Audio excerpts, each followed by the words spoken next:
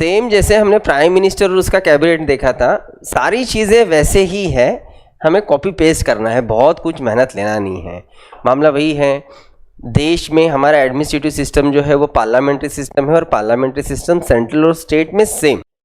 जैसे वहाँ पे बेसिकली कॉन्स्टिट्यूशन कहने से अच्छा हम लोग ये कहेंगे कि गवर्नमेंट के हेड प्राइम मिनिस्टर है, वैसे ही स्टेट गवर्नमेंट के हेड जो रहते हैं वो सीएम रहते हैं। तो क्या सारी चीज़ें, उनका अपॉइंटमेंट, देन उनका टर्म और बाकी सारी चीज़ें कैसे क्या है वो हम लोग देखते हैं।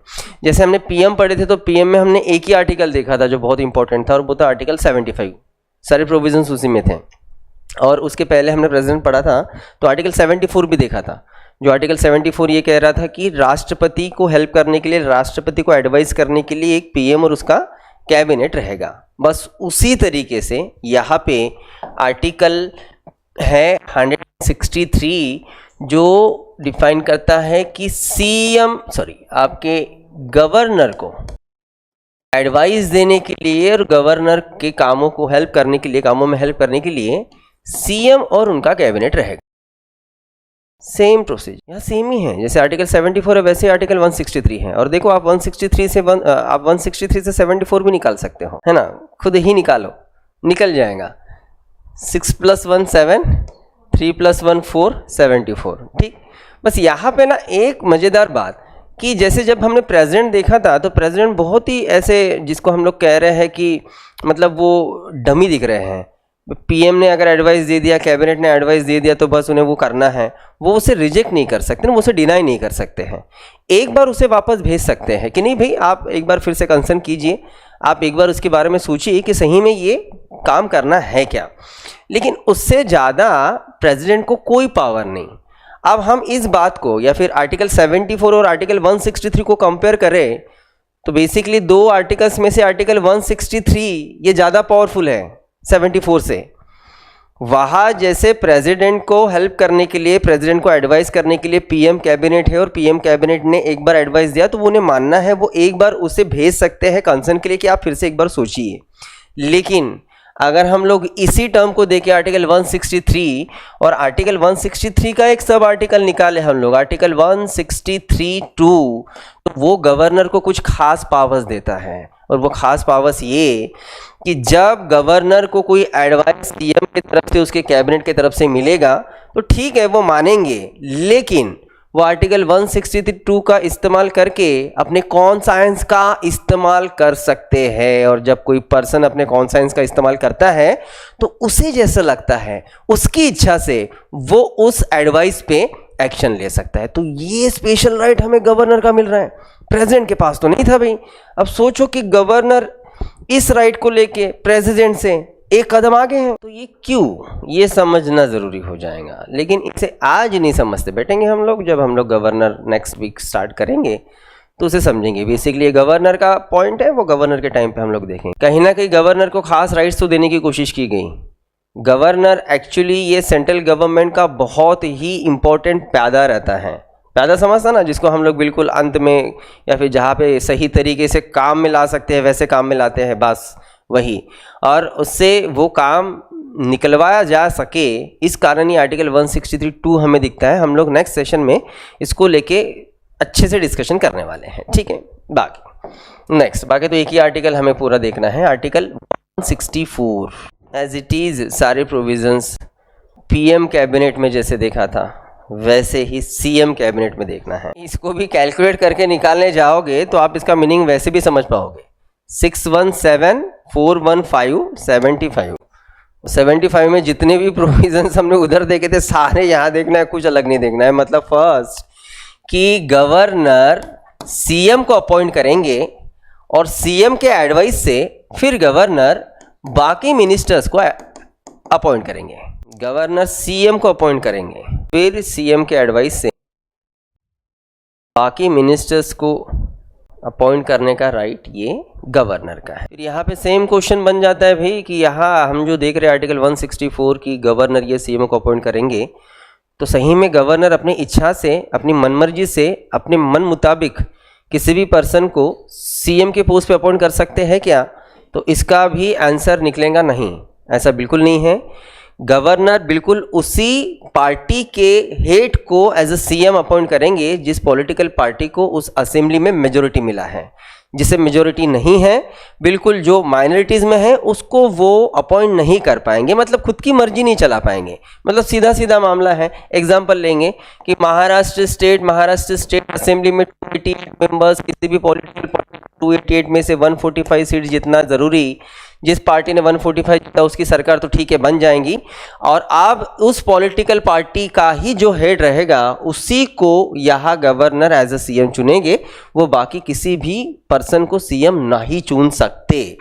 तो ये एक बस जिसको हम लोग कहेंगे कि एक कॉन्स्टिट्यूशनल, जिसको हम लोग कहेंगे फॉर्मेलिटीज़ है, फॉर्मेलिटीज़ की तरफ से बस ये बात लिखी है कि भाई गवर्नर जो है वो सीएम को अपॉइंट करेंगे, लेकिन जिस पॉलिटिकल पार्टी को मेजोरिटी, उसी पार्टी का मेंबर वो एज अ सीएम चुन सकते हैं। लेकिन कुछ स्पेसिफिक कंडीशन, कुछ स्पेसिफिक सिचुएशन में गवर्नर को खुद की इच्छा से, खुद के मर्जी से सीएम चुनने का राइट मिलता है।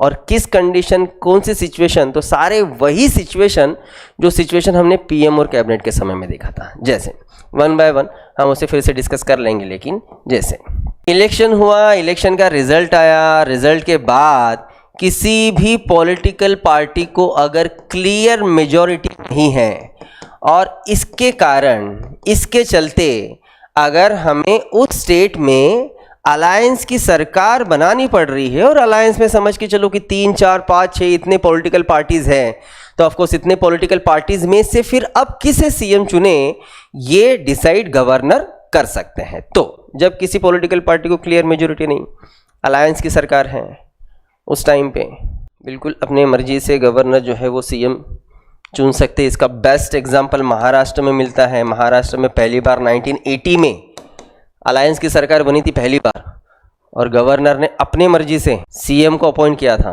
वो सीएम कौन थे वो आप मुझे बताओगे, क्योंकि आप जानते हो उन्हें।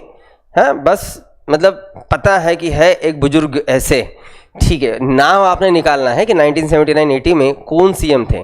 तो गवर्नर ने, मतलब एटलीस्ट महाराष्ट्र की अगर हम लोग बात करें तो महाराष्ट्र में गवर्नर ने ये राइट पहली बार यहाँ यूज़ करते हुए हमें दिखते हैं कि उन्होंने अपने मर्जी से सीएम को अपॉइंट किया था। ठीक है, हम ट्यूसडे को देखेंगे, हम लोग आज नहीं देखने वाले उसे। गूगल बाबा को अभी शांत कीजिए। अब second point, so first point हमने देखा कि अगर किसी भी पॉलिटिकल पार्टी को क्लियर मेजोरिटी नहीं है, अगर अलायंस की गवर्नमेंट है, तो यहाँ पे बिल्कुल गवर्नर अपनी इच्छा चलाएंगे। इसके अलावा सेकेंड पॉइंट समझ के चलते हैं कि एक ही पॉलिटिकल पार्टी को क्लियर मेजोरिटी तो है, लेकिन एक ही पॉलिटिकल पार्टी के दो बड़े लीडर सेम पोस्ट के लिए अपना दावा रख रहे हैं। तो ऐसे सिचुएशन में फिर से गवर्नर को ये राइट बिल्कुल मिलेगा कि गवर्नर उन दो मेंबर में से कोई भी एक मेंबर उस सीएम पोस्ट के लिए वो चुन सके। तो एक ही पार्टी है जिसको क्लियर मेजोरिटी है, लेकिन एक ही पार्टी, दो पर्सन, दो कैंडिडेट्स, दो लीडर्स सेम सीएम के पोस्ट के लिए। क्या लगता है आपको, सीएम ये पोस्ट बड़ा है कि कैबिनेट मिनिस्टर ये पोस्ट बड़ा है? सीएम कभी भी कैबिनेट मिनिस्टर में भाई अगर वो फाइनेंस मिनिस्टर भी है तो भी वो रैंकिंग में सीएम के बाद आएगा ना। सीएम का भी एक पोस्ट है भाई, वो स्टेट का जो है वो बेसिकली गवर्नमेंट का हेड है। तो चलो ये तो क्लियर हो गया कि कैबिनेट से बड़ा सीएम ये पोस्ट है। फिर आप ये बताइए आपकी महाराष्ट्र में अगर हम लोग बीजेपी के दो बड़े लीडर निकालें तो देवेंद्र फडणवीस जी बड़े हैं कि नितिन गडकरी बड़े हैं? उम्र से नहीं बोल रहा हूँ मैं, रुतबे से। हाँ, रुतबे से मतलब सीएम के पोस्ट पे इसलिए मत बताओ, पॉलिटिकल सारा बैकग्राउंड या फिर पॉलिटिकल पावर या फिर एक्सपीरियंस उस हिसाब से नितिन गडकरी सर कभी भी सामने है, नो डाउट। तो 2014 में ऐसी मजा हुई थी। 2014 में जब महाराष्ट्र असेंबली के इलेक्शंस हुए, अब सेम टाइम ना देखो, अप्रैल मई में 2014 अप्रैल में लोकसभा के इलेक्शन हुए, तो लोकसभा तो वहाँ पे बन गई, नितिन गडकरी चुन के चले गए, वहाँ पे वो रोड एंड ट्रांसपोर्ट मिनिस्टर बन गए थे। सेम ईयर 2014 नवंबर में महाराष्ट्र असेंबली के इलेक्शन हुए, उसी साल रिजल्ट आ गया, बीजेपी मेजोरिटी में आ गई और तय हो गया कि देवेंद्र फडणवीस ये बनेंगे सीएम। अब जब ये सीएम बनेंगे तय हो गया, तो दिल्ली से एक रैली समझ के चलिए या फिर दिल्ली से एक मॉब नागपुर में आके कहीं ना कहीं अपने पावर दिखाने की कोशिश कर रहा था, जो नितिन गडकरी सर के सपोर्टर थे और जिनका कहना ये था कि नहीं, अगर अब सीएम बनेगा तो भाई हमारा पर्सन बनना चाहिए, गडकरी सर बनना चाहिए, गडकरी सर बड़े हैं। तो वहाँ पे थोड़ा सा कॉन्फ्लिक्ट हो गया था। और अगर ऐसे सही में सामने ये बात चली गई रहती तो बिल्कुल उस टाइम पे ये गवर्नर की इच्छा थी कि दोनों में से किस पर्सन को वो एज अ सीएम चुन सकते थे। ठीक है, भले ही गडकरी सर असेंबली के मेंबर नहीं थे, उस समय लोकसभा के मेंबर थे, लेकिन हो ही सकते हैं सीएम, कोई बड़ी बात नहीं है, उस पर आएंगे हम लोग। लास्ट टाइम पीएम पे हमने देखा था। तो अगर दो पर्सन एक सेम पोस्ट पे अपना दावा रख रहे हैं तो उस टाइम पे भी गवर्नर। ठीक है, इसके अलावा थर्ड पॉइंट, रनिंग गवर्नमेंट है, बन गई है सरकार, अलायंस की रहे या फिर क्लियर मेजोरिटी वाले पार्टी की रहे, और अगर उस रनिंग गवर्नमेंट के सीएम का डेथ होता है तो उस समय भी गवर्नर सामने आके उसी पार्टी का कोई दूसरा पर्सन वो सीएम के पोस्ट पर बैठा सकते हैं। पीएम के टाइम पे भी हमने ये थर्ड पॉइंट ऐसे देखा था। अगर सीएम मतलब रनिंग सीएम है, रनिंग गवर्नमेंट के सीएम है, उनका डेथ हो गया या फिर समझ के चलो कि उन्होंने रिजाइन दे दिया, कोई भी रीज़न हम लोग रख सकते हैं, ठीक है, तो उस समय भी गवर्नर सामने आके बिल्कुल अपने मर्जी से सीएम चुन सकते हैं। जैसे देखो ये सेम सिचुएशन हमने सेंट्रल में देखे थे। मामला ये हो गया था कि इंदिरा गांधी का जब डेथ हुआ था तो ज्ञानी झेल सिंह ये सामने आके राजीव गांधी इनका अपॉइंटमेंट किया था। बस सेम सिचुएशन स्टेट में भी ऐसा होता है, तो बिल्कुल गवर्नर सामने आके जो है वो अपनी मर्जी से उसी पार्टी का कोई पर्सन इस पोस्ट पे सीएम के पोस्ट पे रख सकता है। तो हमने ये तीन ऑप्शंस या फिर तीन कंडीशंस देखे, जिस तीन कंडीशंस के चलते गवर्नर अपनी इच्छा से अपने मन मुताबिक जो है वो सीएम को अपॉइंट कर सकते हैं। लेकिन यहाँ पे सेम क्वेश्चन बनता है कि जब गवर्नर सीएम को अपॉइंट करेंगे तो उस सीएम के अपॉइंटमेंट के पहले असेंबली में उस पर्सन को लेके, जो सीएम बनने जा रहा है उस पर्सन को लेके बेसिकली जिसे हम लोग कह रहे हैं कि कॉन्फिडेंस मोशन रख के पहले पास करना जरूरी है क्या, कि पहले हम लोग उस पर्सन को सीएम के पोस्ट पे बिठा दें, उसको ओथ दे दें और उसके बाद भी हम लोग असेंबली में कॉन्फिडेंस मोशन पास कर सकते हैं। याद आ रहा है ये सेम क्वेश्चन वहाँ पे भी रेज हुआ था, ठीक है, कि पहले कॉन्फिडेंस मोशन पास करना है कि पहले ओथ दे दें। तो इस बात को लेके वैसे ही कोर्ट ने अपना जजमेंट दिया है कि पहले कॉन्फिडेंस मोशन पास करने की कोई ज़रूरत नहीं है, आप उन्हें ओथ दे सकते हो, आप उन्हें सीएम के पोस्ट पे ला सकते हो, लेकिन वो सीएम के पोस्ट पे आने के बाद कितने दिनों के भीतर, 1 मंथ, 1 महीने के भीतर हाउस में उस पर्सन का कॉन्फिडेंस मोशन पास होना जरूरी है। ठीक है, तो सेम है यहाँ पे भी सेम। अगर कंडीशन ऐसी है ना, गवर्नर ने अपनी इच्छा से अगर उन्हें अपॉइंट किया है तो उस समय में वो पहले सीएम को अपॉइंट करेंगे और 1 महीने के अंदर सीएम कॉन्फिडेंस मोशन पास करेगा। और ये ज़रूरी है क्योंकि बेसिकली हम जिसे अपॉइंट कर रहे हैं वो person leader of the house हैं, वो असेंबली के लीडर हैं, और लीडर अगर वो असेंबली के हैं तो बाकी जो असेंबली के बाकी मेंबर्स हैं भाई उनका कॉन्फिडेंस है या नहीं है, वो लोग चाहते हैं कि नहीं ये पर्सन रहे एज अ सीएम, उसे चेक करना तो ज़रूरी हो जाएगा, बिल्कुल हो जाएगा। क्योंकि ऐसे कई बार हुआ है कि गवर्नर ने अपनी इच्छा से अपने मन मुताबिक सीएम को अपॉइंट किया है इस कंडीशन में, ऐसे कंडीशन में, लेकिन बार बार हर बार 1 महीने के अंदर उस सीएम का कॉन्फिडेंस मोशन पास करना रहा।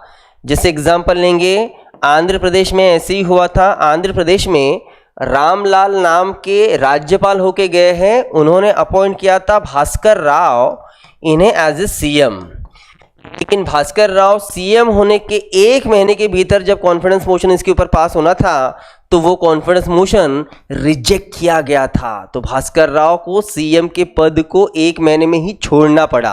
तो ऐसे भी एग्जांपल है, इसीलिए असेंबली में कॉन्फिडेंस मोशन पास करना जरूरी हो जाएगा। तो ये एग्जांपल लिखो बेटर में, Andhra Pradesh Bhaskar Rao confidence motion pass नहीं हो पाया था। तो ये एग्जाम्पल तो क्लियर करता है कि भाई किसी भी हालत में असेंबली के मेंबर्स का कहीं ना कहीं सीएम पे कॉन्फिडेंस रहना ज़रूरी है। जब तक असेंबली का सपोर्ट नहीं रहेगा तब तक वो पर्सन सीएम के पोस्ट पे नहीं रह सकते। तो अब ये जो एग्जांपल हम लोग देख रहे हैं या फिर इतना क्लोज रिलेशन सीएम का असेंबली के साथ दिख रहा है, तो यहाँ फिर से क्वेश्चन बनता है फिर मतलब असेंबली का जब तक विश्वास है तब तक ही सीएम अपने पोस्ट पे हैं, पोस्ट होल्ड करके हैं। इसका मतलब ये है क्या कि वो पर्सन जो सीएम बनने जा रहा है या फिर जो सीएम बनेगा या जो सीएम बना है वो असेंबली का ही मेंबर रहना ज़रूरी है। यहाँ पे एक क्वेश्चन बन सकता है ना, जैसे अभी हम लोग देख रहे हैं कि असेंबली का कॉन्फिडेंस रहना ज़रूरी है, तो यहाँ से क्वेश्चन क्यों नहीं बनेगा कि भाई अच्छा फिर वो पर्सन असेंबली का ही मेंबर रहना चाहिए क्या लोअर हाउस का? तो ऐसा बिल्कुल नहीं है। वो अगर लोअर हाउस का मेंबर नहीं है, अगर वो अपर हाउस का भी मेंबर है मतलब लेजिस्लेटिव काउंसिल का, तो भी वो सीएम के पोस्ट पे बिल्कुल आ सकता है। उसको लेके हम लोग कुछ एग्जाम्पल्स भी लिखेंगे, जैसे 1952 बॉम्बे के जो सीएम हुए थे वो हुए थे मोरारजी देसाई, और देसाई साहब उस टाइम पे बॉम्बे के लेजिस्लेटिव काउंसिल के मेंबर थे, वो असेंबली के नहीं थे। सेम ईयर 1952 मद्रास, और मद्रास के सीएम हुए थे सी राजगोपालचारी। राजगोपालचारी ये भी मद्रास स्टेट के काउंसिल के मेंबर थे, वो असेंबली के नहीं थे। और एक एग्जांपल 1968 बिहार, और बिहार के सीएम हुए थे पीबी मंडल। ठीक है, तो ये कुछ एग्जांपल हैं जो क्लियर करते हैं कि भाई लेजिस्लेटिव काउंसिल का भी कोई मेंबर ये सीएम बिल्कुल बन सकता है। ऐसा बिल्कुल कोई कंपलसरी नहीं है कि वो असेंबली का ही मेंबर रहे। ये एक बात क्लियर हो गया। ठीक है, और दूसरी बात क्लियर करते हैं कि ठीक चलो मतलब ये तो मतलब इम्पोर्टेंट नहीं है कि वो असेंबली का ही मेंबर रहें, वो काउंसिल का भी चलेगा। लेकिन अगर मामला ये है कि अगर वो असेंबली और काउंसिल दोनों का मेंबर नहीं है तो भी वो सीएम पोस्ट पे आ सकते हैं क्या? तो सेम इसका भी जो आंसर निकलेगा वो है यस। लेकिन अगर वो पर्सन किसी हाउस का मेंबर नहीं है तो वो किसी मिनिस्ट्री के पोस्ट को तो वो होल्ड कर सकता है, मतलब सीएम बन सकता है, बाकी मिनिस्टर कोई भी मिनिस्ट्री वो ले सकता है। लेकिन उस पोस्ट पे आने के बाद, समझ के चलो सीएम पोस्ट पे आने के बाद उन्होंने कितने महीने के अंदर 6 मंथ के भीतर उन्होंने किसी भी एक हाउस का, असेंबली और काउंसिल का मेंबरशिप लेना ज़रूरी है। 6 मंथ के भीतर अगर उन्हें मेंबरशिप नहीं मिला तो वो सीएम के पोस्ट पे कंटिन्यू नहीं कर सकते। इसके भी हमें कई एग्जाम्पल मिलेंगे जो किसी भी हाउस के मेंबर नहीं थे, सीएम के पोस्ट पे आए और 6 मंथ के अंदर उन्होंने फिर किसी एक हाउस का मेंबरशिप ले लिया। जैसे इसके एग्जाम्पल में 2011 पृथ्वीराज चौहान जो महाराष्ट्र के सीएम बने थे, इसका एक एग्जाम्पल लेते हैं, मतलब इसको समझते हैं। पृथ्वीराज चौहान 2011 महाराष्ट्र सीएम। 2011 में 11-12 की बात है ना, ये 11-12 की बात है। 2011-12 में महाराष्ट्र में एक बड़ा स्कैम सामने आया है। वो स्कैम के बारे में शायद मैंने आपको इसके पहले भी बताया हूँ। आदर्श घोटाला बात हुई, आदर्श स्कैम।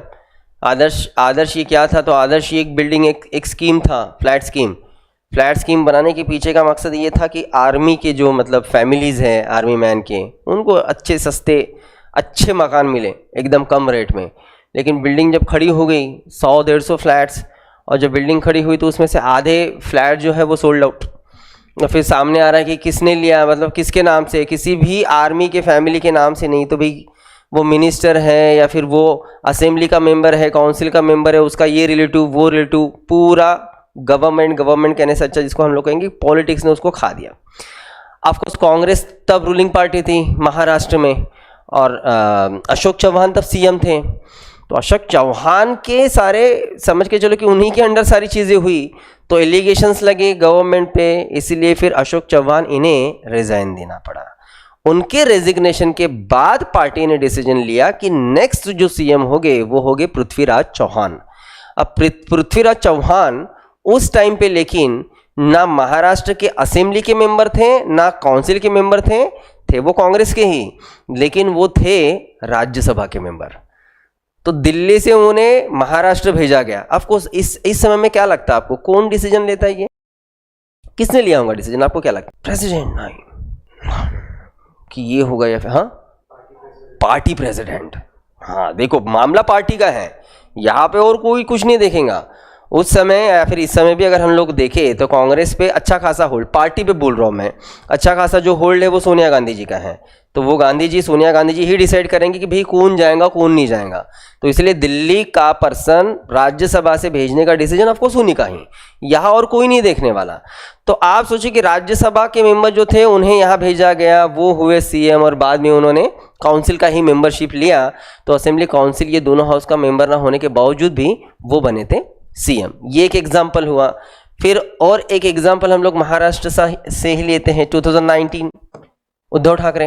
इसका स्टोरी कल परसों ही हमने देखा है, जब 2019 का अलायंस इनका टूटा बीजेपी शिवसेना का, और कांग्रेस, एनसीपी और शिवसेना इन्होंने अलायंस किया, सरकार बनाने का डिसीजन लिया, तब सीएम के तौर पे उद्धव ठाकरे सामने आए। लेकिन ये असेंबली के मेंबर नहीं थे, क्योंकि ऑफकोर्स उन्होंने कोई इलेक्शन में पार्टिसिपेट नहीं किया था। वो एक पार्टी के प्रेसिडेंट है, वो क्यों करेंगे। तो लेकिन जब डिसाइड हुआ कि नहीं वो बनेंगे, तो ऑफकोर्स वो सीएम बने। 6 महीने में, ऑलमोस्ट 6 महीना बिल्कुल फिनिश होने वाला था, तो काउंसिल के इलेक्शंस अरेंज किए गए और तब वो काउंसिल में चुन के आए और फिर वो कंटिन्यू रहे। ठीक है, तो ये एग्जाम्पल। और उसका अभी recent example 2021 Mamata Banerjee, waste Bengal, ये भी बताया मैंने कल परसों ही। ये कुछ एग्जाम्पल्स जो क्लियर करते हैं कि बिल्कुल कोई ज़रूरत नहीं है कि वो पर्सन किसी हाउस का पहले मेंबर रहे ही, वो सीएम के पोस्ट पे आ सकता है। उसके बाद फिर वो 6 मंथ के भीतर किसी हाउस का उसने मेंबरशिप लेना है। ठीक है, ओथ ऑफ सीएम 3.5। अभी हम लोग नेक्स्ट सेशन में गवर्नर देखेंगे, तो मैं आपको सैलरी बताऊंगा ही। रोल एंड फंक्शन सीएम के, तो भाई उसके कैबिनेट में कौन मिनिस्टर रहेगा नहीं रहेगा, किस मिनिस्टर को या फिर किस पर्सन को कौन सा डिपार्टमेंट मिलेगा, ये डिसीजन सिर्फ और सिर्फ सीएम लेते हैं। ये डिसीजन और कोई नहीं ले सकता है। ठीक है, तो किससे मेंबर मतलब मिनिस्ट्री मिलेगा, कौन मिनिस्टर बनेगा, जो मिनिस्टर बनेगा उसे क्या डिपार्टमेंट दिया जाएगा, ये डिसीजन इन्हीं का है। लेकिन यहाँ पे भी अभी इस बात को लेके थोड़ा डिस्कशन करना ज़रूरी हो जाएगा। हम कह तो रहे हैं, हम मतलब बड़ा इजीली बोल सकते हैं कि जैसे देश में देश के लिए पीएम है, वैसे राज्य के लिए सीएम है। जितना स्टेटस पीएम का है उतना ही स्टेटस सीएम का है अपने राज्य के लिए। लेकिन ये बात सीएम के लिए सरासर झूठ है, सरासर झूठ है। जैसे पीएम वहाँ पे बहुत सोवेरियन रहता है, वैसे सीएम जनरली इतने सोवेरियन नहीं रहते। अब सीएम इतने सोवेरियन नहीं रहते तो ऐसा हम लोग क्यों कह रहे हैं। अच्छा, वो भी डिपेंड्स कि वो सोवेरियन किस कंडीशन में रहेंगे और किस कंडीशन में नहीं रहेंगे। लेकिन फिर भी एक बात को एकदम क्लियर कर दीजिए कि जितना पीएम सोवेरियन है अपने सारे डिसीजंस को लेके, वैसे लगभग सीएम नहीं है। जैसे एग्जांपल लेंगे कि आज सेंट्रल में बीजेपी है, स्टेट में भी बीजेपी है, तो यहाँ के जो सीएम रहेंगे, ठीक है, वो तो पहले ही डिसाइड हो जाता भाई कि सीएम कौन बनेगा। लास्ट मोमेंट तक लगभग ये बातें नहीं जाती, पहले डिसाइड हो जाएगा कि सीएम कौन रहेगा, कौन हमारा चेहरा है। और ये डिसाइड करना ज़रूरी भी रहता है, क्योंकि पॉलिटिकल पार्टी बहुत बार इसी के नाम से जो है वो वोट भी मांगती है। मतलब आपको लिख के दूँ, 2029 में बीजेपी अपने पीएम के नाम से कोई नया चेहरा ला दें, इनके वोट परसेंटेज फिर 2-4% से घसर जाएंगे। मोदी जी नहीं दिखे तो ढूंढते रह जाएंगे, ये बस कहाँ गए मोदी जी, कहाँ गए मोदी जी, लोग दिखेंगे नहीं, वोट नहीं देंगे। गड़बड़ ये है। तो आपको पीएम या सीएम का चेहरा पहले क्लियर करना जरूरी है कि भाई ये पर्सन हमारा सीएम रहेगा, इससे और अच्छा सपोर्ट मिल सकता है।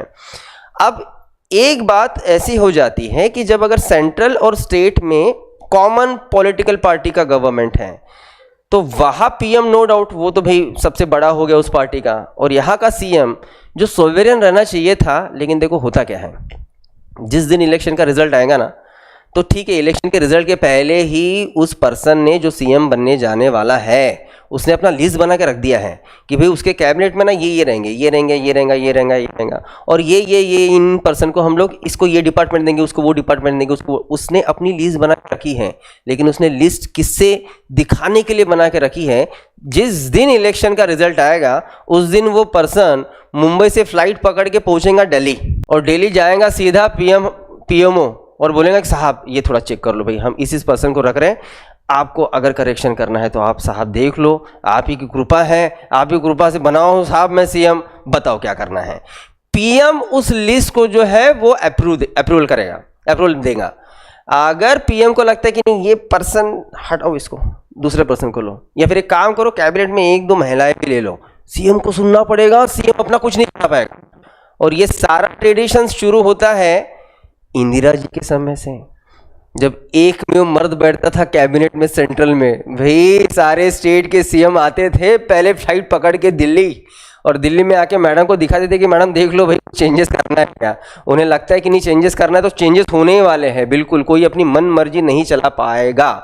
पहले जैसा अस्तित्व सीएम का नहीं रहा। पहले कुछ सीएम होके गए हैं जो बहुत सोवेरियन थे भी, उनको कोई लेन देन नहीं है भाई। पीएम अपना काम करते बैठे नेशनल लेवल पे, हम अपना स्टेट लेवल पे देखेंगे, हम देखेंगे किसको रखना है किसको नहीं रखना। ये सिचुएशन 1970 के बाद फिनिश है। और आज भी जो ट्रेडिशन चल रहा है पिछले 50-60 सालों से, वो सेम ट्रेडिशन कि यहाँ से सीएम भागेगा उधर, लीस्ट लेके जाएगा, अप्रूवल मिलेगा, तब जाके वो गवर्नर को कहेगा कि आप इसे अपॉइंट कीजिए। ठीक है, तो ये बात क्लियर कि भले ही हम लोग बोल रहे हैं लेकिन वो अभी इतना सोवेरियन नहीं रहे। सेकेंड पॉइंट, कैबिनेट के मीटिंग्स अरेंज करने का राइट ये सीएम का ही, और बस कैबिनेट की मीटिंग अरेंज करना इतना ही ये राइट नहीं है। तो कैबिनेट के मीटिंग में जो भी सब्जेक्ट्स डिस्कस करना है वो भी सीएम ही डिसाइड करते हैं और कोई मिनिस्टर डिसाइड नहीं करेगा। कैबिनेट का मीटिंग अरेंज करने का राइट और कैबिनेट की मीटिंग के सब्जेक्ट्स भी, जैसे एग्जांपल लेते हैं कि जैसे अगर हम लोग महाराष्ट्र की बात करें तो महाराष्ट्र कैबिनेट की मीटिंग एवरी ट्यूसडे अरेंज होते हैं, एवरी ट्यूसडे। अच्छा, अभी ये लिखे ही हो तो सामने लिख लो कि भाई वीकली, मतलब वीक में वन टाइम एटलीस्ट एक मीटिंग तो होता ही है कैबिनेट का। ज़रूरत पड़े तो एक से ज़्यादा, या फिर ज़रूरत पड़े तो रोज़ मीटिंग हो सकते हैं। ये पार्लियामेंट जैसे साल में 2 बार नहीं मिलेंगे, हो गया फिर। हाँ, वीक में एक मीटिंग इनका रहेगा। मीटिंग कहाँ होगा डिसाइड करेंगे सीएम। सीएम हाउस में ही जनरली मीटिंग रहता है। कितने बजे रहेगा सीएम डिसाइड करेंगे। इसके अलावा मीटिंग के सब्जेक्ट्स क्या होंगे सीएम डिसाइड करेंगे। ऐसा नहीं कि मिनिस्टर भी अपने अपने टॉपिक्स लेके आ रहे, भाई एक हमें भी अपनी बात नहीं। सीएम ने कहा ये टॉपिक पे बात होगी तो वही टॉपिक पे बात होगी, उसके अलावा बात नहीं होगी। तो जो कुछ है वो सीएम देखता है। सेशन कब अरेंज करना है, कितने दिनों का अरेंज करना है, और उन सेशंस में कौन से बिल्स इंट्रोड्यूस करके पास करना है, सब सीएम डिसाइड करेंगे। सब बेसिकली ये राइट आपको ना गवर्नर का दिखने वाला है कि गवर्नर डिसाइड करेंगे कि भाई सेशन कब रहेंगे, कितने दिनों के। अरे वो तो डिक्लेयर करेंगे, बस डिसीजन यहाँ से होने वाले हैं। ठीक है, कौन सा बिल हमने ये सेशन में रखना है, इसके अलावा नेक्स्ट सेशन में कौन से बिल रखने हैं, ये सारी चीज़ें सीएम डिसाइड करेंगे। पार्लियामेंट्री सिस्टम में स्टेट लेवल पे ये सबसे पावरफुल पोस्ट है, वही डिसाइड करेंगे और कोई नहीं डिसाइड करेगा। उस स्टेट का अटॉर्नी जनरल, इसका नाम नॉमिनेट करने का राइट सीएम को। Attorney general in the sense advocate of state जिसको कहते हैं हम लोग। इसके अलावा उस स्टेट के जितने भी कमीशन के चेयरमैन हैं, चेयरमैन एंड मेंबर्स, उनके नाम भी नॉमिनेट करने का काम सीएम करेंगे। जैसे महाराष्ट्र स्टेट है तो महाराष्ट्र स्टेट का एक कमीशन है, कॉन्स्टिट्यूशनल कमीशन है, Maharashtra public service commission. Of course उसका एक चेयरमैन रहेगा, कुछ मेंबर्स रहेंगे, तो वो कौन रहेंगे सीएम डिसाइड करेंगे। अपॉइंट करेंगे गवर्नर, अपॉइंटमेंट गवर्नर करने वाले हैं, लेकिन बेसिकली नाम जो नॉमिनेट करेंगे गवर्नर को वो सीएम ही करने वाले हैं। ठीक है, इसके अलावा उस स्टेट के जितने भी क्लास 1 ऑफिसर्स हैं वो सीएम डिसाइड करेंगे। अरे वो ऑफिसर्स ही तो ज़रूरी है, उन्हीं से तो इनकी नैया पार होती है। जनरली देखो ये देखा ही जाता है कि जब भी गवर्नमेंट चेंज हुई, यहाँ गवर्नमेंट चेंज हुई, तो वैसे अगले हफ्ते भर आपको न्यूज़पेपर में बस ये न्यूज़ दिखेंगी कि नागपुर के कलेक्टर ट्रांसफ़र हो गया, नागपुर का एसपी ट्रांसफ़र हो गया, इनका ट्रांसफ़र हो गया, सीईओ ट्रांसफ़र हो गया। ये बहुत कॉमन है, और कॉमन इसलिए है क्योंकि हर एक इम्पोर्टेंट जगह पे और बकवास जगह पे किसको रखना है किसको नहीं रखना है वो सीएम डिसाइड करेंगे। अपने मर्जी के लोग वो अपने स्टेट में लाएंगे, बिल्कुल लाएंगे, या अपने पास लाएंगे, अपने डिपार्टमेंट में लाएंगे। जैसे अभी 10, 15, 20 दिन पहले नागपुर बोल रहा हूँ मैं, महाराष्ट्र से रिटायर्ड हुए रश्मि शुक्ला मैम, पता है आपको, पुलिस ऑफिसर होके गए। अरे बड़ा लंबा वाला मामला था ये रश्मि जी का, शुक्ला मैडम का, फ़ोन टैपिंग का मामला।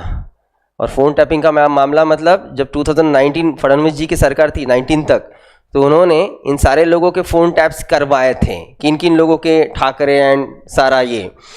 फिर सब गड़बड़ हो गई, मतलब फिर गवर्नमेंट नहीं आ पाई फडणवीस जी की, तो शुक्ला जी का ट्रांसफ़र हो गया, किसी और स्टेट में, भगा दिया उनको। फिर ये मामले सामने आए कि नहीं उन्हीं ने किया, तो फिर तब तक तो उनको महाराष्ट्र लाया ही नहीं गया। अब फिर से 2024 में गवर्नमेंट आई, फिर से शुक्ला मैडम महाराष्ट्र में आई, अभी उन्होंने वॉलेंट्री रिटायरमेंट लिया।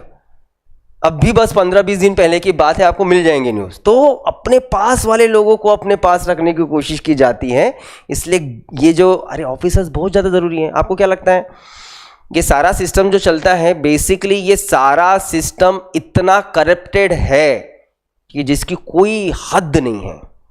और ये सारा करप्शन इस तरीके से चलता है, ऐसे चैन से चलता है कि भाई आम लोगों को लगता है कि ये लोग तो भाई हमारे अच्छे के लिए, हमारे डेवलपमेंट के लिए काम कर रहे हैं, वो डेवलपमेंट बस खुद का देख रहे हैं। आपको राजीव गांधी का एक स्टेटमेंट बता दूं जो उन्होंने 1985 को किया था। वो स्टेटमेंट ये कि गवर्नमेंट अगर ऊपर से पॉलिसी के नाम से 1 रुपये छोड़ता है, तो बेसिकली जिसके लिए वो 1 रुपया छोड़ रहे हैं उसके तरफ वो पैसे जाते जाते बस 5 पैसे रहते हैं।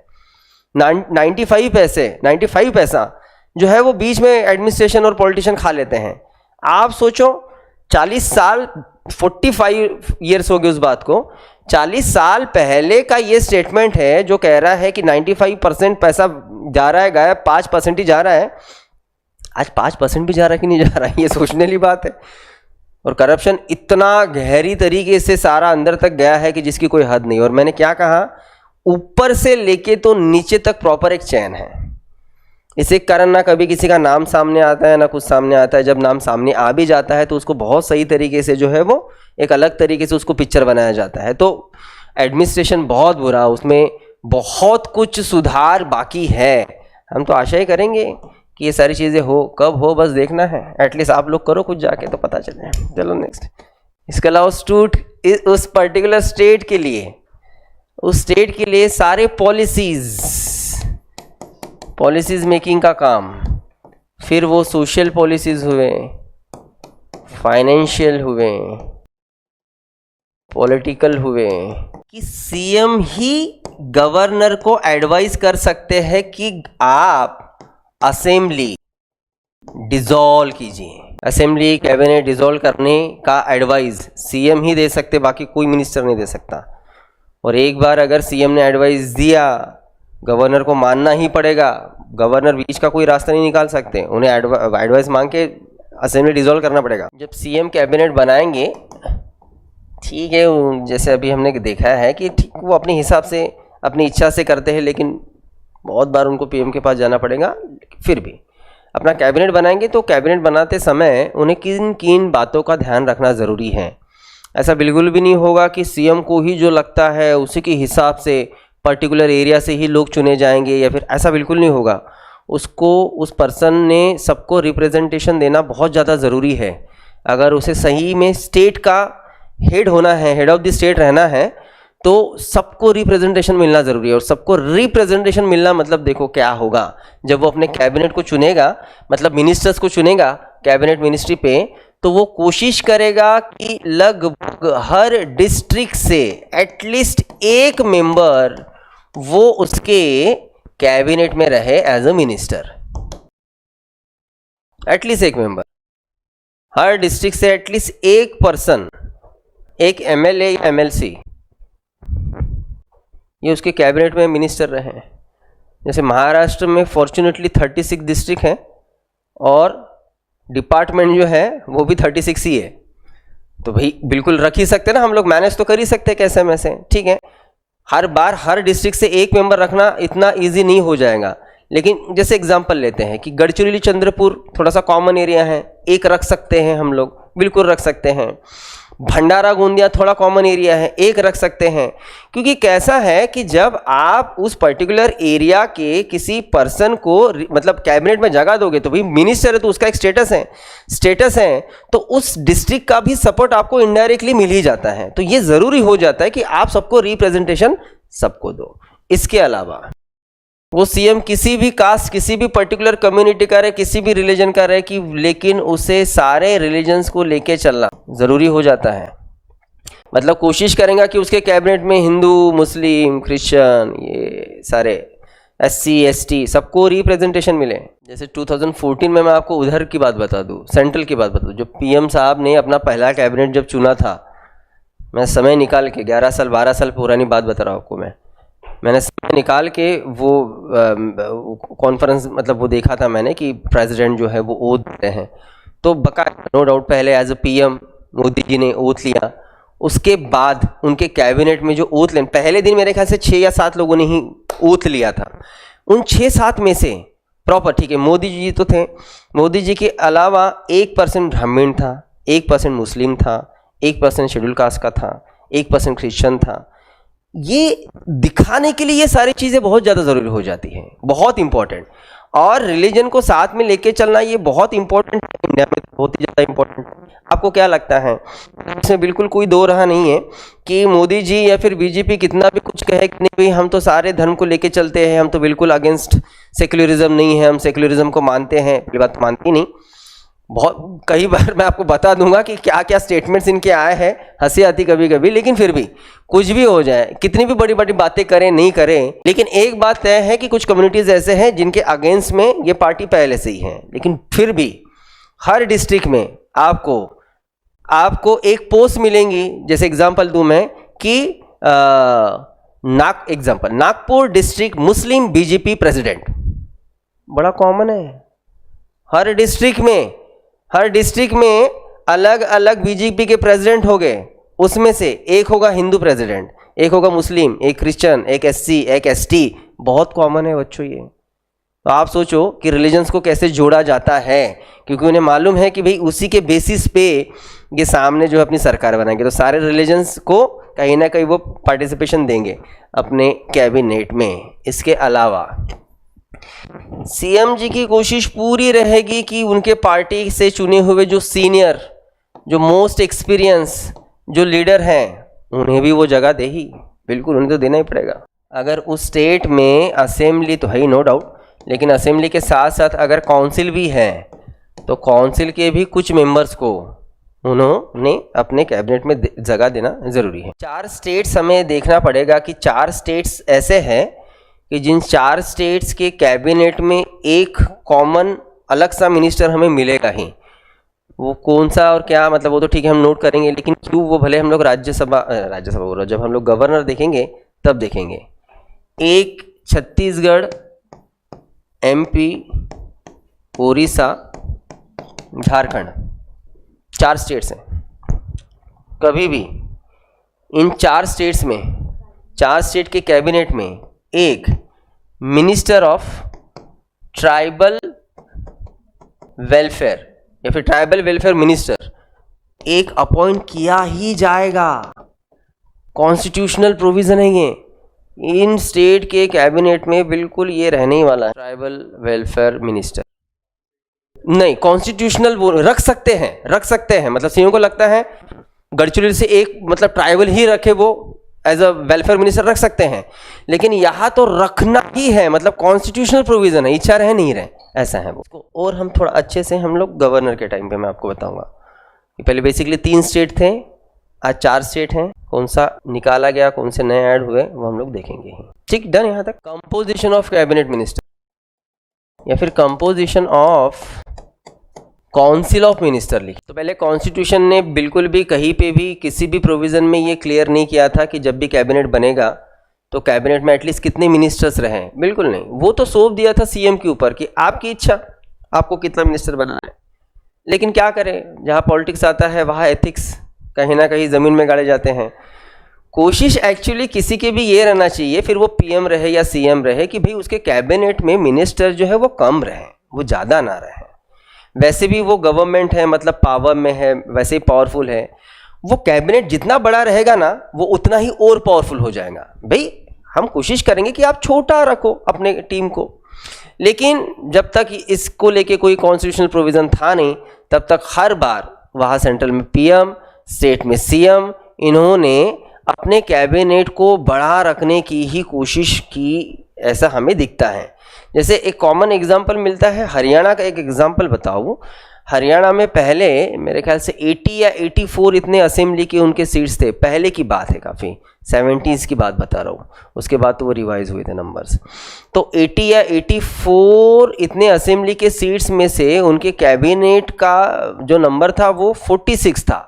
मतलब आपका जितना असेंबली का है उसका 50% 45% आप कैबिनेट में मिनिस्ट्री दे रहे हो, ये क्या है भाई? तो आपने कम से कम रखना चाहिए। तो उसके ऊपर एक रिस्ट्रिक्शंस आए, इसको लेके एक कॉन्स्टिट्यूशनल अमेंडमेंट हुआ, 2003 की बात है। अमेंडमेंट हुआ 91, ये अमेंडमेंट हमने इसके पहले भी देखा है। और 91th अमेंडमेंट ने इसको प्रोविज़न ऐसे की कि कभी भी जब भी कैबिनेट बनेगा, कैबिनेट सेंट्रल का भी रह सकता है, स्टेट का भी रह सकता है, तो वो कैबिनेट लोकसभा और स्टेट के असेंबली के टोटल स्ट्रेंथ के, मतलब जितने भी नंबर है उस असेंबली का या लोकसभा का, उसके 15% से ज़्यादा नहीं होना चाहिए। ये हमने देखा है जब हमने पीएम पढ़ा। देखो जैसे 543 लोकसभा में है, तो 543 के अगर हम लोग 15% जाएं तो जितना भी 80-81 निकलता है, 81 के ऊपर नहीं रहना चाहिए। सेम ये प्रोविज़न स्टेट के लिए भी लागू हो रही है। मतलब जैसे महाराष्ट्र स्टेट की बात करें तो 288 असेंबली में बैठते हैं, इसके 15% जितने भी निकल रहे हैं, 42, 43 जो भी निकलेंगे, उसके ऊपर यहाँ मिनिस्टर्स नहीं रख सकते हैं। तो असेंबली के लिए भी हमें सेम रूल दिख रहा है कि उस असेंबली के टोटल सीट्स के 15% से ज़्यादा वहाँ नंबर्स नहीं रख सकते हैं हम लोग। लेकिन असेंबली के लिए हमें दो प्रोविजंस मिलेंगे, उस असेंबली के टोटल स्ट्रेंथ के 15% से ज़्यादा, या अगर वो असेंबली छोटा है, मतलब अगर वो स्टेट छोटा है, तो छोटे स्टेट के लिए, स्मॉल स्टेट के लिए उसके कैबिनेट में, मतलब मिनिस्टर्स के जो नंबर रहेंगे, मिनिस्टर्स रहेंगे, वो 12 मिनिस्टर्स से ज़्यादा नहीं रहना चाहिए। एक तो उस असेंबली के टोटल स्ट्रेंथ के 15%, बड़े असेंबली के, छोटे असेंबली के 12 मिनिस्टर से ज़्यादा नहीं रहेंगे। जैसे एग्जांपल लेंगे, अब देखो छोटे स्टेट्स कौन से ना, उसका डेफिनेशन नहीं करके रखा है, लेकिन फिर भी वो कंसिडरेबल है। जैसे एग्जांपल लेंगे, अब आप सोचोगे, आप लगाओगे ये वाला फॉर्मूला, 15% उनके कैबिनेट में बैठेगा, तो 15 3 45, तो 45 मतलब राउंड फिगर कर दोगे 5, तो 5 में भी एक सीएम और 4 मिनिस्टर्स, क्या छोटा सा कैबिनेट रहेगा, गड़बड़ हो जाएंगे ना। तो जो छोटे स्टेट्स हैं उनके लिए एटलीस्ट 12 मिनिस्टर्स, एक सीएम, रिमेनिंग 11 मिनिस्टर्स, ठीक है। लेकिन एक बात बिल्कुल क्लियर करो, जैसे ठीक है लोकसभा के लिए तो सीधा सीधा 15% है, असेंबली के लिए, बड़े असेंबलीज है तो 15% उनके टोटल स्ट्रेंथ के, या फिर छोटे असेंबली के लिए 12 मिनिस्टर्स। ये दोनों प्रोविजंस दिल्ली असेंबली को लागू नहीं होते। दिल्ली असेंबली में क्या प्रोविज़न है, हम लोग जब यूनियन टेरिटरी पढ़ेंगे, इसलिए जो भी स्टेट की गवर्नमेंट है जो चला रहे हैं, उन सारे मिनिस्टर्स को हम लोग कहते हैं काउंसिल ऑफ मिनिस्टर, ठीक है। मतलब एक बड़ा सा जो ग्रुप है वो हुआ आपके काउंसिल ऑफ मिनिस्टर का। लेकिन ये काउंसिल ऑफ मिनिस्टर्स अलग अलग मिनिस्ट्रीज़ में बटे हैं, या फिर अलग अलग मिनिस्टर्स के टाइप्स में बटे हैं, हम लोग ऐसा कह सकते हैं। इन अलग अलग मिनिस्टर्स में कुछ मिनिस्टर्स ये क्लास 1 के मिनिस्टर हैं, कुछ ये क्लास 2 मिनिस्टर्स हैं, तो कुछ ये क्लास 3 मिनिस्टर्स हैं। सेम ही हैं, कुछ अलग नहीं। अब जो क्लास 1 मिनिस्टर्स हैं उन्हें हम सेंट्रल के जैसे ही कहते हैं कैबिनेट मिनिस्टर्स। स्टेट के जितने भी इंपॉर्टेंट डिपार्टमेंट्स हैं वो सारे डिपार्टमेंट्स इन मिनिस्टर्स के हाथ में रहते हैं। एक बात को एकदम क्लियर करो, आप कहीं पे लिख के ही रख देना कि जब भी हम लोग मिनिस्ट्रीज़ की बात करते हैं, मिनिस्ट्रीज़, तो मिनिस्ट्रीज़ इस वर्ड का संबंध सिर्फ सेंट्रल गवर्नमेंट से है, स्टेट को लेके नहीं है। भले ही स्टेट के लिए भी हम लोग ये कहते हैं कि भाई ये, मतलब जैसे फाइनेंस मिनिस्टर, तो फाइनेंस मिनिस्टर के पास कौन सा मिनिस्ट्री है, ये वर्ड यूज़ होता है, तो ऑफकोर्स मतलब फाइनेंस मिनिस्टर तो वो फाइनेंस मिनिस्ट्री संभाल रहा है। लेकिन मिनिस्ट्री कॉन्स्टिट्यूशन में स्टेट के लिए ये वर्ड यूज़ नहीं किया। स्टेट में कभी भी कामकाज डिपार्टमेंट्स में डिस्ट्रीब्यूट होता है, मिनिस्ट्रीज में नहीं। इसलिए मैंने तभी कहा कि महाराष्ट्र में 36 डिपार्टमेंट्स है, मैंने मिनिस्ट्री नहीं कहा। वहाँ सेंट्रल में समझ के चलो कि है 80-100 मिनिस्ट्रीज हैं, स्टेट में मिनिस्ट्रीज नहीं रहते हैं, फाइनेंस मिनिस्ट्री नहीं, फाइनेंस डिपार्टमेंट। समझ में आया? होम मिनिस्ट्री नहीं, होम डिपार्टमेंट, ठीक है। तो स्टेट में हम मिनिस्ट्रीज ये वर्ड यूज नहीं करेंगे, ये ठीक वर्ड नहीं है, हम लोग डिपार्टमेंट की बात करेंगे, ठीक है। तो जितने भी इंपॉर्टेंट डिपार्टमेंट्स हैं ये कैबिनेट मिनिस्टर्स के पास हाथ में रहेंगे, जैसे होम मिनिस्टर है, फाइनेंस मिनिस्टर है, एग्रीकल्चर मिनिस्टर हैं, ये सारे मिनिस्टर्स जिनके मतलब मिनिस्ट्री जिनके हाथ में, डिपार्टमेंट जिनके हाथ में, वो हुए कैबिनेट मिनिस्टर्स। नंबर कितने? हर स्टेट के हिसाब से नंबर बदलेंगे, वो कितने रहने चाहिए वो डिसाइड करने का काम तो वहाँ के सीएम का ही है, वो जितना भी होगा, लेकिन तीनों क्लास के कैबिनेट मिला के उनका मिनिस्टर्स का नंबर ये उस असेंबली के 15% से ऊपर नहीं जाएगा, बाकी उसकी इच्छा, वो कितने भी रखें, ठीक है। जैसे महाराष्ट्र में एग्जांपल, महाराष्ट्र में 43 मिनिस्टर्स निकलते हैं, सीएम को लगता है कि 43 में से 40 मिनिस्टर हमें कैबिनेट बनाना है, बनाओ, हमको क्या करना है, आपकी इच्छा, आप कैसे भी कर सकते हो, ठीक है। तो वो सीएम डिसाइड करेंगे, ठीक, क्लास 1। देन क्लास 2 के मिनिस्टर्स को सेम हम स्टेट मिनिस्टर्स, कुछ स्टेट मिनिस्टर्स ऐसे रहेंगे जिनके हाथ में सेपरेट डिपार्टमेंट रह सकते हैं, बिल्कुल रह सकते हैं।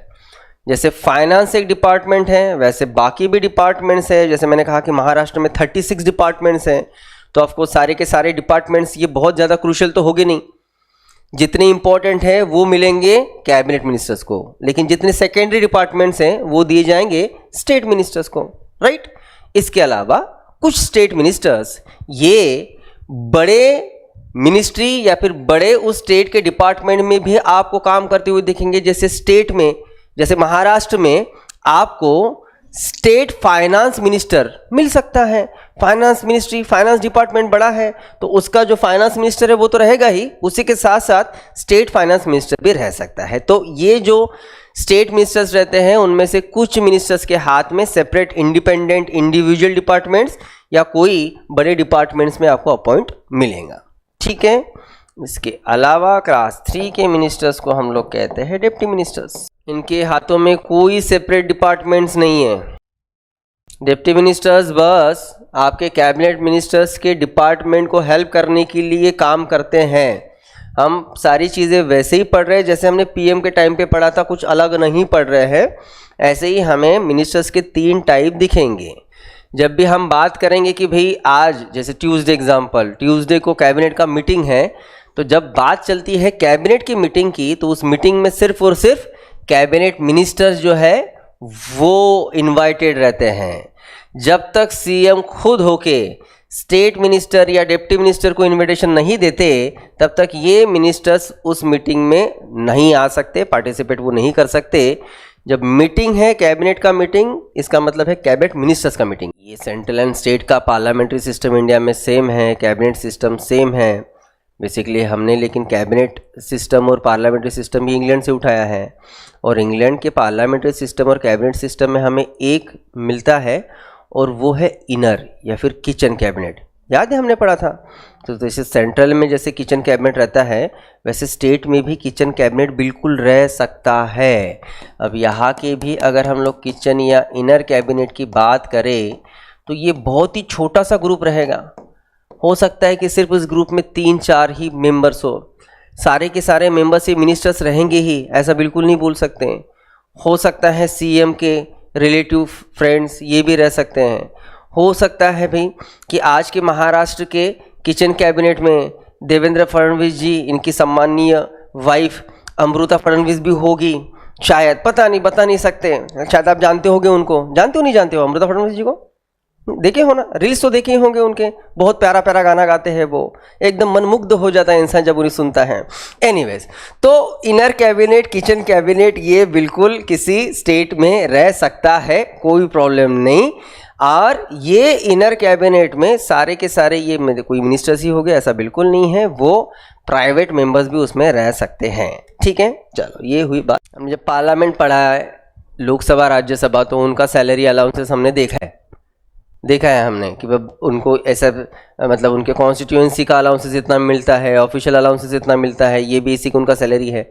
ऐसे हम लोग स्टेट का नहीं देख सकते, इसलिए नहीं देख सकते क्योंकि इतने सारे स्टेट्स हैं, हर एक स्टेट अपने अपने हिसाब से जो है वो सैलरी एंड अलाउंसेस जो है वो डिसाइड करेगा।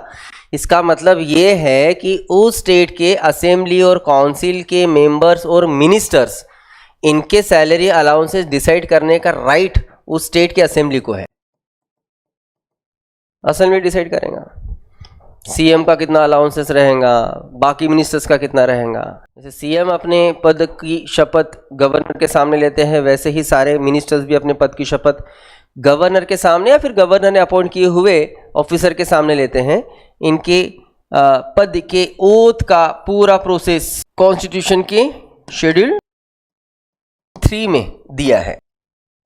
शेड्यूल 3 में जो रूल्स हैं ओथ को लेके या फिर जो भी ओथ वहाँ पे दिया गया है, प्रोसीजर ऑफ ओथ, उस हिसाब से वो अपने पद की शपथ लेंगे।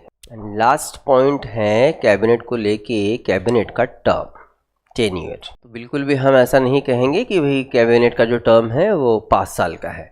ऐसा अगर हम लोग कह दें कि 5 साल का है तो मतलब इसका फिक्स 5 साल का है, उसके पहले वो डिज़ोल्व नहीं हो सकती, इसका मतलब ऐसा हो सकता है, लेकिन ऐसा नहीं है।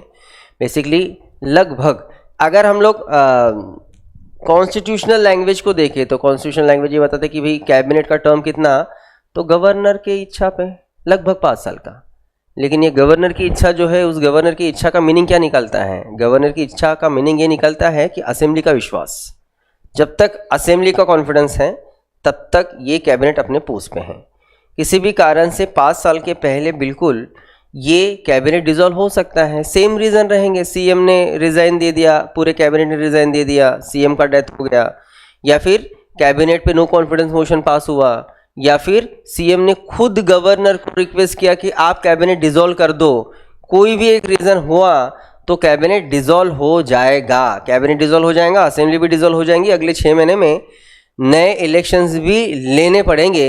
लेकिन यहाँ एक बात फिर जैसे हमने सेंट्रल पार्लियामेंट में देखा था, वही बात यहाँ पे भी एक चीज़ लागू होती है, वो ये कि भाई अब किसी कारण से अगर ये कैबिनेट डिसॉल्व हो गया तो नए कैबिनेट को आने के लिए तो समय है, क्योंकि नया असेंबली का इलेक्शन होगा। बेसिकली वो फिर अपनी सरकार बनाएंगे तो उसके लिए तो 2-4-6 महीने लग सकते हैं।